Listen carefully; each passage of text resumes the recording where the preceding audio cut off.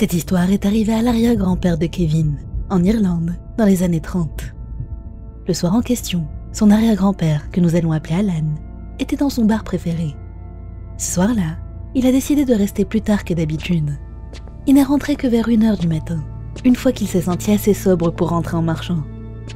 Il s'est souvenu qu'il y avait des travaux sur le chemin qu'il prenait habituellement. Donc la seule autre façon de rentrer chez lui était de traverser un cimetière. Alors qu'il y avançait, il s'est senti effrayé d'à quel point c'était silencieux. Il a eu l'impression que quelqu'un ou quelque chose l'observait. Au moment où il allait enfin sortir du cimetière, il a entendu une voix l'interpeller. « Excusez-moi, monsieur, auriez-vous du feu ?» Alan a répondu que oui, et il a sorti son briquet.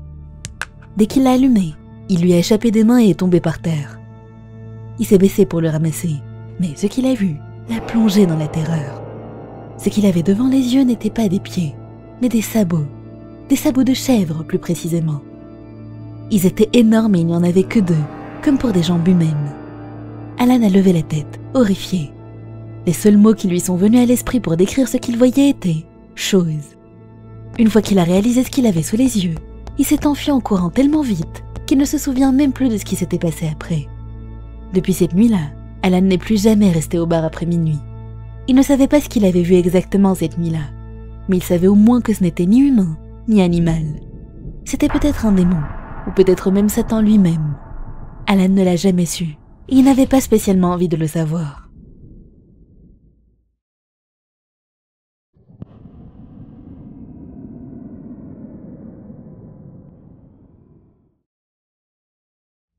Ma sœur et moi adorons faire du camping. Nous partons souvent en voyage loin de chez nous pour aller à notre coin de camping préféré près d'un lac. Ma sœur, Emma, était celle qui conduisait la plupart du temps, et elle regardait souvent son rétro pour vérifier que j'étais bien installée. Cette fois, cependant, quand elle a levé les yeux pour me regarder, elle a pâli instantanément, et son expression a trahi une peur intense. Elle m'a dit à voix basse « Il y a une femme assise à côté de toi », sans quitter le miroir des yeux. J'ai regardé à côté de moi, mais il n'y avait aucune femme. « Quelle femme ?» j'ai demandé. Je lui ai dit que si elle ne se sentait pas bien, on pouvait s'arrêter pour qu'elle se repose. Mais elle m'a hurlé de me taire. « La femme, elle a une peau bleue, tu ne la vois pas ?» elle a crié. C'est là que j'ai senti une main froide, humide, glisser le long de mon épaule. Je n'ai pas osé regarder. « Emma, qu'est-ce qui se passe ?» j'ai demandé. « Ne la regarde surtout pas. » Mais avec ces mots, mon instinct s'est activé. Je devais regarder. Et j'ai vu une femme bleue, comme si elle avait nagé dans une eau gelée. Sa peau bleue glacée et ses yeux blancs m'ont donné envie de hurler de terreur. Un liquide sombre coulait de sa bouche, et elle portait un maillot de bain 1 pièce. Je pouvais voir ses côtes à travers le tissu moulant du maillot. Cette femme était morte. « Je t'ai dit de ne pas la regarder !» m'a crié Emma. Quelques années plus tard, on a reparlé de cet incident. Et c'est là qu'elle m'a tout raconté. Ma sœur et ses amis étaient partis camper à ce même lac il y a des années. Et une des amies d'Emma s'y était noyée.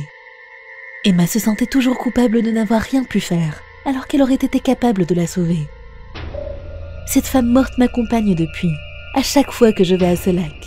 Elle cherche à se venger.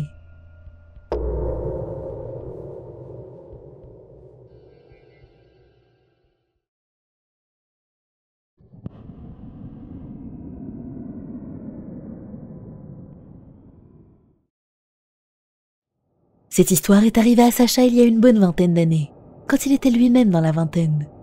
À cette époque, il venait de rompre avec sa copine et traversait une période de deuil très difficile. Il voulait se concentrer sur quelque chose de nouveau pour l'oublier. Il a décidé de partir camper, et en regardant une carte de la région, il s'est décidé sur un camping en montagne.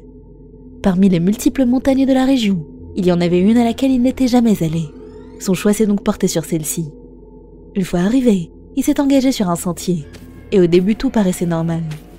Mais alors qu'il avait bien avancé sur la pente raide, le chemin s'est soudainement arrêté avant le sommet.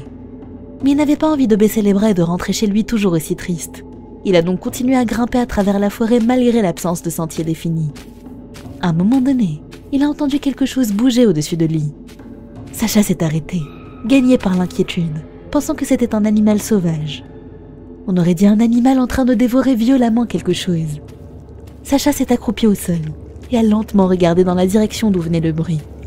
Quelque chose était en train de bouger là. Quand il l'a vu, il s'est presque évanoui de choc. C'était couvert d'une fourrure rouge et sa tête était inidentifiable. Il n'arrivait à voir que son énorme museau et bouche, où chaque croc était plus gros que son pouce. Elle mangeait quelque chose, et le son de la mastication et des os brisés retentissait dans les montagnes silencieuses. Ses mains énormes arrachaient la chair de la carcasse comme si elles déchiraient du papier. Mains qui étaient d'ailleurs similaires à des mains humaines, à l'exception de ses doigts qui étaient longs et épais, faisant environ 3 fois la taille de doigts humains. La créature mangeait la carcasse d'un énorme animal. On aurait dit un ours. Sacha était submergé de nausées, mais il s'est retenu de vomir de toutes ses forces. Parce que s'il avait vomi, la créature l'aurait probablement repéré. Il a lentement fait demi-tour, essayant de ne faire aucun bruit. Mais malgré tous ses efforts, la végétation a bruissé sur son chemin, et la créature a tourné la tête vers lui. Elle a rapidement arraché d'une bouchée un énorme bout de chair, qui devait peser une dizaine de kilos, puis elle a couru dans sa direction.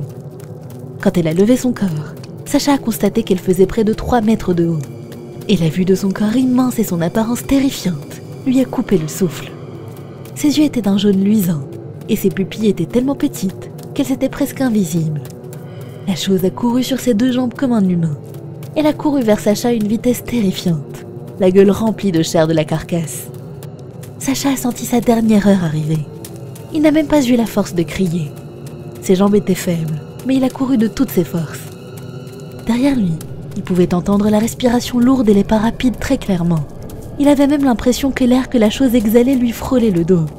Mais il ne savait pas si c'était réel ou juste sa peur. Il a couru si vite que ses jambes le brûlaient. Et après un moment, il s'est rendu compte qu'il n'y avait plus de bruit derrière lui. Il s'est retourné pour voir que la chose s'était arrêtée et regardait ailleurs. C'est là que Sacha a vu un animal courir au loin, une biche. La chose a alors couru vers sa nouvelle cible. Sacha s'est dit que c'était sa chance de s'enfuir, donc il a couru vers la base de la montagne aussi vite qu'il le pouvait. Il a entendu l'animal gémir, suivi par le bruit de ses os se brisant, mais il a continué à courir sans se retourner. Il a eu l'impression d'avoir descendu la montagne en 30 minutes, alors qu'il lui avait fallu plus de 3 heures pour grimper là où il était. L'adrénaline de la peur lui avait fait pousser son corps bien au-delà de ses limites normales. Une fois revenu en bas de la montagne, les muscles de ses jambes étaient si faibles qu'il arrivait à peine à appuyer sur l'accélérateur de sa voiture. Il a réussi à arriver à un commissariat et a prévenu les policiers qu'une étrange créature se trouvait dans la montagne. Mais ils ne l'ont pas cru. Ils lui ont tout de même avoué que de nombreuses personnes étaient dévorées par des animaux sauvages dans cette montagne. Leurs ossements et leurs restes avaient déjà disparu quand ils les trouvaient. Tout ce qui restait d'eux en général était leur crâne. Ils ont dit qu'une terrible bête sauvage devait vivre dans cette montagne. Sacha a essayé de leur expliquer que ce n'était pas un animal normal, mais ils ne l'ont pas cru. La chose qu'il avait vue, elle bougeait ses mains comme un humain pour arracher la viande, et courait sur 2 jambes. Ce n'était ni un humain, ni un animal, c'était autre chose. En rentrant chez lui, il a fait des recherches sur le net pour voir si quelqu'un d'autre avait fait cette rencontre terrifiante, mais il n'a réussi à trouver aucune information dessus. À ce jour, il ignore toujours ce qu'était cette créature, et comment il avait bien pu lui échapper vivant.